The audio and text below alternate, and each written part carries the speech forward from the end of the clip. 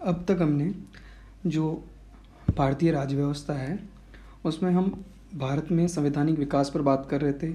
तो हमने अभी तक 4 लेक्चर में जो बेसिक्स है उनके बारे में बात की।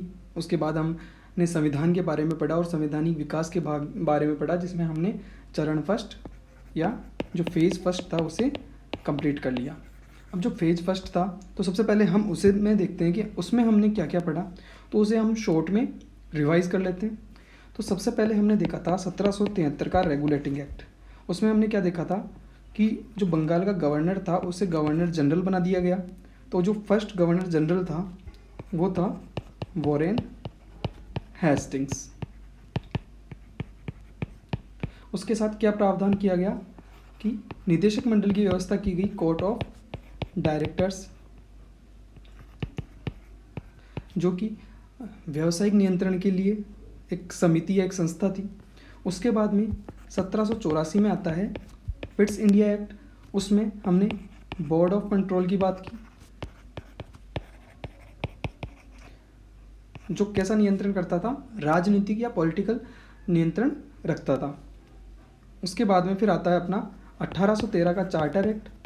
उसमें कंपनी के जो एकाधिकार थे वो समाप्त कर दिए, लेकिन चाय और जो चीन के साथ व्यापार था उसे बरकरार रखा। और इसी के साथ एक व्यवस्था लागू की गई कि ईस्ट इंडिया कंपनी को 20 साल की वैधता प्रदान की जाएगी व्यापार करने के लिए। उसके बाद में 1833 में जो चार्टर एक्ट आता है उसमें जो ईस्ट इंडिया कंपनी थी उसके सारे एकाधिकार समाप्त कर दिए। दूसरी बात आती है इसमें जो गवर्नर जनरल था, जो बंगाल का गवर्नर जनरल था, उसे ब्रिटिश भारत का गवर्नर जनरल बना दिया गया। अब वो भारत का गवर्नर जनरल कहलाएगा। और जो फर्स्ट गवर्नर जनरल थे भारत के वो कौन थे? William Bentinck.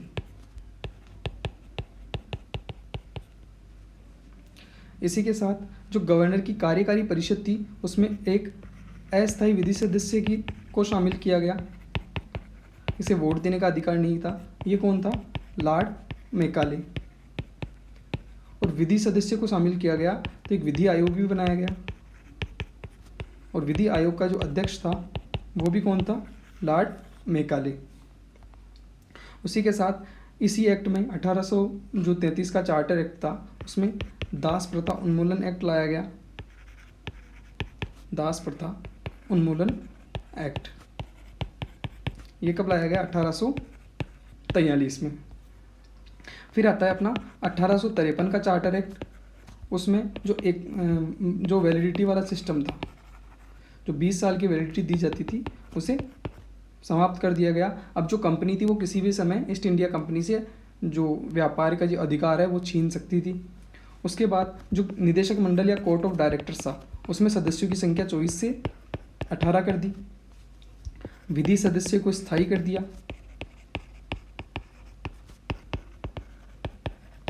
और विधायिका और कार्यपालिका इनका पृथक्करण किया गया, इनको सेपरेट पावर दी गई।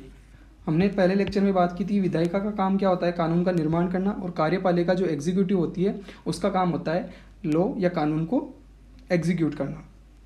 तो कार्यपालिका में कौन कौन थे? गवर्नर जनरल थे, उसकी कार्यकारी परिषद और एक कमांडर इन चीफ या प्रधान सेनापति।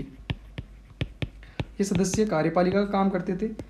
और जो विधायिका थी उसमें एक तो ये सदस्य, 5 सदस्य कार्यकारी परिषद में, और प्रधान सेनापति मिलाकर 6 सदस्य इसमें हो गए। इसके साथ जो मुख्य न्यायाधीश थे कलकत्ता सुप्रीम कोर्ट के, उनको इसमें शामिल किया गया। उसके साथ एक अन्य न्यायाधीश और 4 प्रांतों से एक सदस्य, बंगाल से, बॉम्बे से, मद्रास से और आगरा या जो उत्तर पश्चिमी सीमा प्रांत था उनसे एक सदस्य लिए गए। तो ये कुल मिलाकर टोटल 12 सदस्य हो गए। फिर हमने देखा था कि यहाँ हमारा जो फेज फर्स्ट है, चरण फर्स्ट है, उसकी समाप्ति होती है। उसकी समाप्ति क्यों होती है? क्योंकि 1857 में भारत में क्रांति हो जाती है। तो इस क्रांति के बाद कुछ परिवर्तन होते हैं।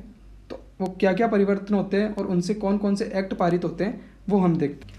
1857 की क्रांति के बाद भारत में भारत शासन अधिनियम लाया गया। ये अधिनियम कब लाया गया? 1858 में। और इसे अगर दूसरा नाम देना चाहें तो इसे विक्टोरिया की घोषणा भी कहते हैं। विक्टोरिया की घोषणा क्यों कहते हैं? क्योंकि जो इंग्लैंड की जो रानी थी ब्रिटेन की, उन्होंने शासन अपने हाथ में ले लिया था, क्योंकि वहाँ ईस्ट इंडिया कंपनी सही से जो भी रेगुलेशन है वो नहीं कर पाई, और रेगुलेशन नहीं कर पाई तो ईस्ट इंडिया कंपनी से सारा व्यापार के जो भी अधिकार थे वो छीन लिए गए और ईस्ट इंडिया कंपनी को समाप्त कर दिया गया। इसके बाद में देखते हैं कि भारत शासन अधिनियम था, उसका बैकग्राउंड क्या था। तो हम इसके बैकग्राउंड की बात करें तो सबसे पहला कारण था इसको लाने का 1857 की क्रांति। इस क्रांति ने अंग्रेज़ों को सोचने पर मजबूर कर दिया। उसके बाद में जो 1857 की क्रांति का जो रीज़न था वो ब्रिटेन के शासन द्वारा ये समझा गया कि जो ईस्ट इंडिया कंपनी की जो नीतियाँ थी वो एक मेजर रीज़न थी 1857 की क्रांति होने का। तो इस जो एक्ट था उसमें क्या क्या प्रोविज़न्स या प्रावधान किए गए उनको भी देख लेते हैं। तो सबसे पहला तो ये था, जो ईस्ट इंडिया कंपनी थी, ईस्ट इंडिया कंपनी को समाप्त कर दिया गया। अब भारत में ईस्ट इंडिया कंपनी का शासन नहीं रहेगा और शासन सीधा किसके हाथ में गया? ब्रिटिश पार्लियामेंट या ब्रिटिश ताज के पास जो इंडिया का जो शासन था उनके हाथ में चला गया। दूसरा प्रावधान क्या था? जो कोर्ट ऑफ डायरेक्टर, जो निदेशक मंडल था, और जो बोर्ड ऑफ कंट्रोल था, इन्हें भी समाप्त कर दिया गया।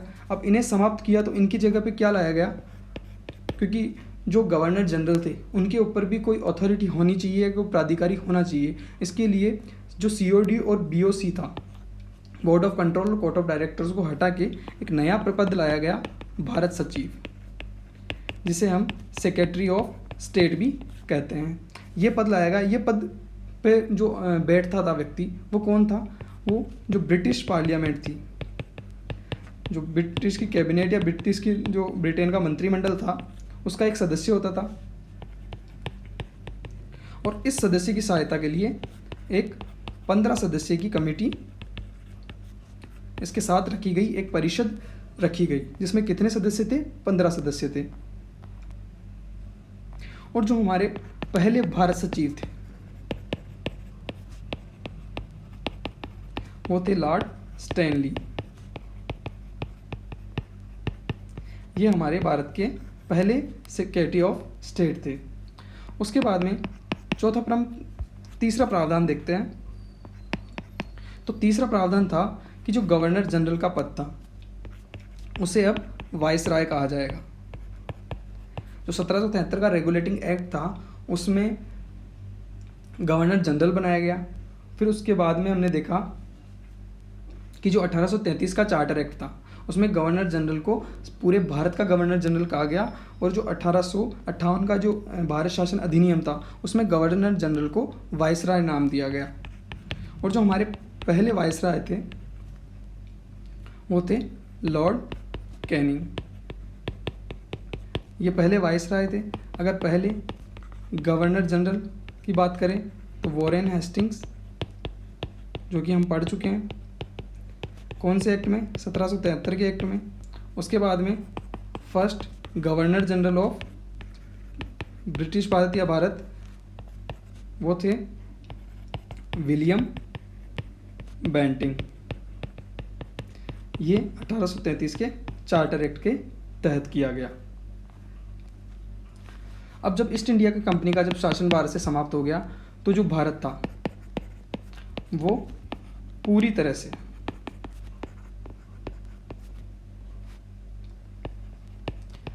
ब्रिटेन का उपनिवेश बन गया।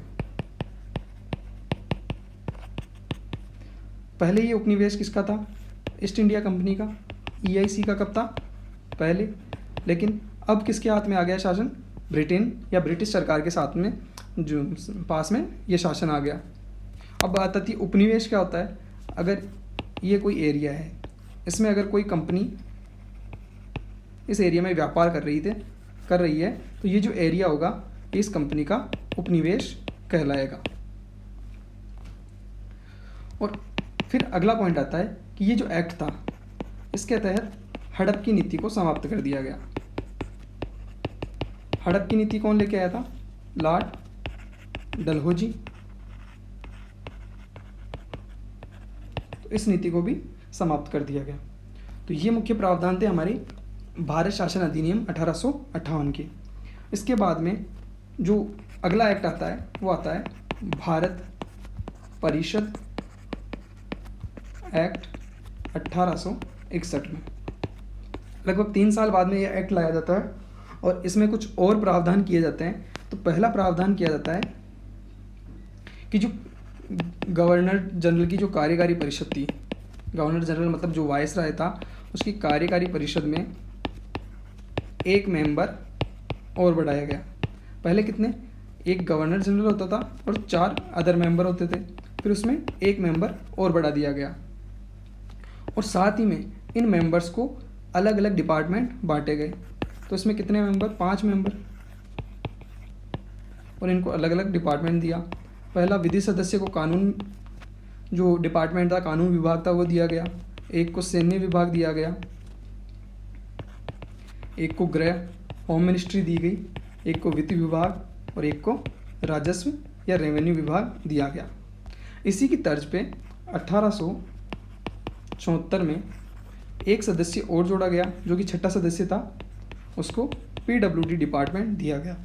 जो हमारे विधानमंडल में या मंत्रिमंडल में जो लोकसभा होती है हमारी, उसमें जो भी संसद में मंत्रिमंडल होता है, उनके जो डिपार्टमेंट होते हैं उनकी प्रथा यहीं से ली गई है, क्योंकि ये बेस जो हमारे देश में बनता है वो यहीं से बनता है, यहीं से विभाग हमारे बांटे गए थे।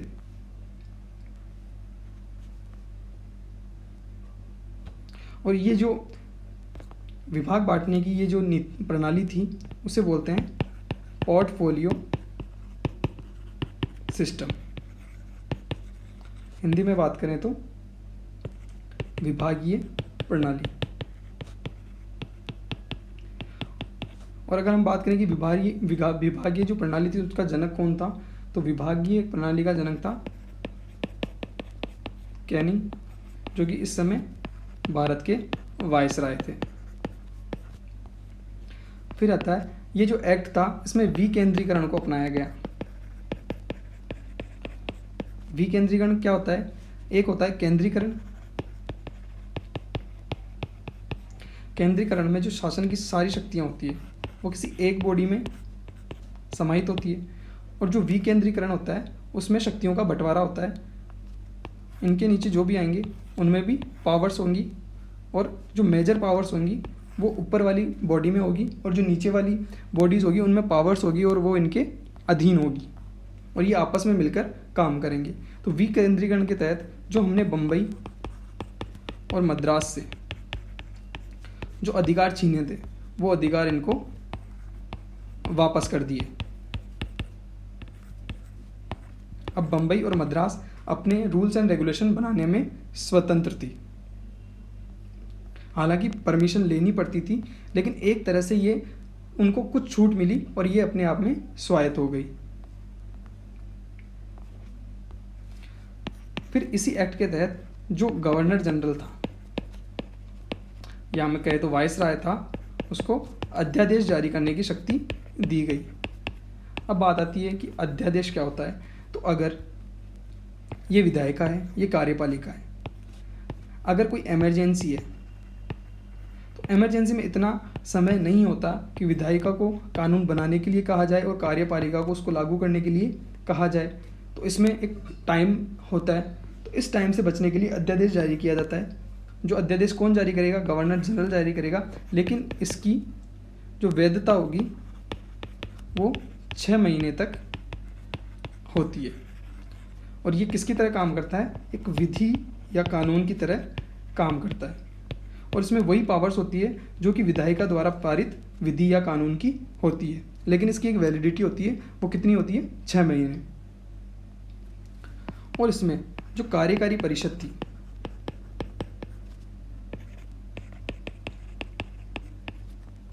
उसमें गैर सरकारी सदस्यों को भी शामिल किया गया।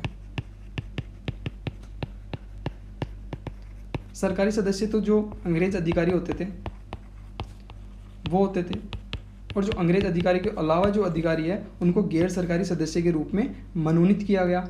मनोनीत का मतलब होता है एक तो कोई चुनाव करके या किसी की नियुक्ति की जाती है, और मनोनीत का जो गवर्नर जनरल होता है वो अपने हिसाब से सदस्यों को इसमें ले लेता है। तो इसमें भारत के 3 सदस्यों को लिया गया। पहला पटियाला के महाराजा, दूसरे बनारस के राजा, और जो तीसरे सदस्य थे वो थे सर दिनकर राव। इन सदस्यों को कार्यकारी परिषद में शामिल किया गया। तो ये मुख्य प्रावधान थे 1861 का जो भारत परिषद अधिनियम था उसके थे। उसमें क्या क्या किया, एक तो विकेंद्रीकरण को अपनाया गया, वाइसराय बनाया गया, तो वाइसराय कैनिंग थे। पोर्टफोलियो सिस्टम था वो उसमें लागू किया गया, और कार्यकारी परिषद में 1 मेंबर बढ़ाया गया। उसके बाद में जो हमारा एक्ट आता है वो आता है भारत परिषद अधिनियम 1892। तो जब 1861 में वो एक्ट लाया गया तो उसके बाद में सब कुछ ठीक चल रहा था, लेकिन उसके बीच में कुछ ऐसी घटना होती है जिससे कि ये नया एक्ट लाना पड़ा, क्योंकि वहाँ से मांग उठी, और जब मांग उठती है तो सप्लाई करना भी ज़रूरी होता है। जैसे कि हम अर्थशास्त्र में पढ़ते हैं कि जैसे मांग बढ़ेगी तो डिमांड जो सप्लाई भी बढ़ानी पड़ेगी। तो इसके पीछे जो बैकग्राउंड था, तो वो बैकग्राउंड क्या था, हम जानते हैं कि 1885 में एक जो राजनीतिक दल था उसकी उत्पत्ति होती है कांग्रेस, जिसे हम इंडियन नेशनल कांग्रेस भी कहते हैं। जब ये कांग्रेस की स्थापना हुई तो देश में जो राष्ट्रवाद की भावना थी वो बढ़ी, क्योंकि कांग्रेस का नेतृत्व कौन करते थे, भारत के ही लोग करते थे।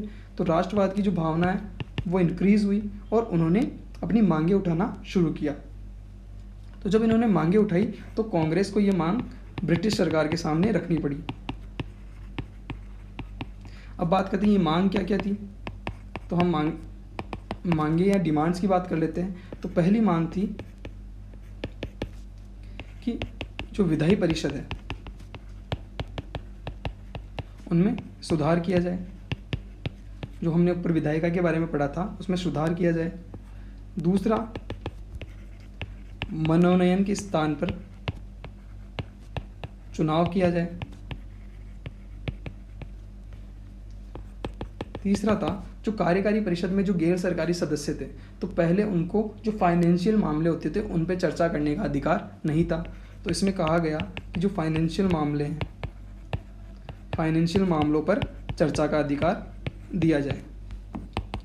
फिर चौथी बात आती है कि जो सैन्य खर्च हैं उस पर कमी की जाए, क्योंकि जो भी ब्रिटिश कंपनियां थी या गवर्नर जनरल थे, जो भी उनकी सेना होती थी उसका जो भी खर्च होता था वो भारत के राजकोष से दिया जाता था। तो इसमें कहा गया कि जो सैन्य खर्च है उसमें कमी की जाए, क्योंकि वो अपनी सेना बढ़ाए जा रहे थे, सेना बढ़ेगी तो उनका खर्चा भी बढ़ेगा, इसीलिए ये रखा गया। और नेक्स्ट जो मांग थी वो ये थी कि जो सिविल सर्विसेज एग्ज़ाम है, इंडियन सिविल सर्विसेज की जो परीक्षा थी वो भारत में करवाई जाए। और पहले हमने पढ़ा था वो कहाँ होती थी, लंदन में होती थी। तो इन्हीं मांगों को देखते हुए इस एक्ट के तहत कुछ प्रोविजंस किए गए। तो वो प्रोविजंस क्या क्या थे कि जो विधान परिषद थी, विधान परिषद में सदस्यों की संख्या बढ़ाई गई। ये विधान परिषद कौन सी थी, ये प्रांतों की थी, जो बम्बई, मद्रास, बंगाल और उत्तरी पश्चिमी सीमा प्रांत, पंजाब, बर्मा जो प्रांत थे उनकी विधान परिषद में सदस्यों की संख्या को बढ़ाया गया। और जो केंद्रीय विधान परिषद थी, जो गवर्नर और उसकी कार्यकारी परिषद थी, तो केंद्रीय विधान परिषद इसमें प्रावधान किया गया कि कम से कम 10 और अधिकतम 16 सदस्य रखे जाएंगे। गणित के हिसाब से देखें तो x is greater than equal to 10 and less than equal to 16। तीसरा प्रावधान किया गया कि जो विधान परिषद है उसमें जो 2/5 सदस्य होंगे वो कैसे होंगे, गैर सरकारी। मतलब इसमें ये सुनिश्चित किया गया कि इसमें केवल अंग्रेज अधिकारी ही नहीं, इसमें कुछ जो नॉन अंग्रेज हैं, जो गैर सरकारी है, नॉन ऑफिशियल जो भी सदस्य हैं उनको इसमें रखा जाएगा। नेक्स्ट प्रावधान किया गया कि जो सदस्य हैं वो अप्रत्यक्ष रूप से चुने जाएंगे, इनका अप्रत्यक्ष रूप से चुनाव होगा। प्रत्यक्ष चुनाव कौन सा होता है, जो हम वोट देते हैं, और अप्रत्यक्ष में जो भी हमारे प्रतिनिधि होते हैं, जैसे कि ये कोई एरिया है, इसमें कोई ज़मींदार है, कोई यूनिवर्सिटी है, तो जो बड़े बड़े लोग हैं वो यहाँ से कुछ सदस्यों को चुनकर भेजेंगे और वो कहाँ जाएंगे, विधान परिषदों में, तो इसे हम बोलते हैं अप्रत्यक्ष चुनाव। लेकिन जो अप्रत्यक्ष चुनाव होते थे वो करने के बाद उन सदस्यों को स्वीकृति लेनी पड़ती थी ब्रिटिश संसद से, और ब्रिटिश संसद का नेतृत्व कौन करता था, सेक्रेटरी ऑफ स्टेट अर्थात भारत सचिव। तो भारत सचिव से इनको परमिशन लेनी पड़ती थी। जो हमने देखा था कि मांग उठी थी कि चर्चा पर, जो फाइनेंशियल मुद्दे हैं उन पर चर्चा करने का अधिकार दिया जाए, तो इसमें जो सदस्य थे उनको फाइनेंशियल मामले कौन से, बजट के, तो बजट पर बहस का अधिकार दिया गया। साथ ही में उनको प्रावधान किया गया कि वे प्रश्न भी पूछ सकते हैं, लेकिन कौन से मामलों पे, सार्वजनिक मामलों पर प्रश्न कर सकते हैं। लेकिन इसमें शर्त क्या रखी गई कि इसमें अनुपूरक या सप्लीमेंट्री क्वेश्चन नहीं पूछ सकते। अब अनुपूरक प्रश्न क्या होते हैं, जैसे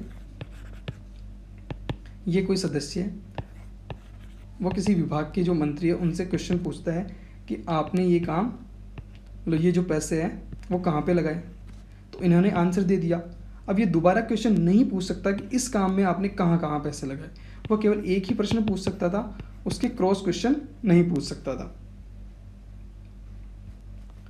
तो ये हमने 1858 का भारत शासन अधिनियम, 1861 का भारत परिषद अधिनियम और 1892 का भारत परिषद अधिनियम पढ़ लिया।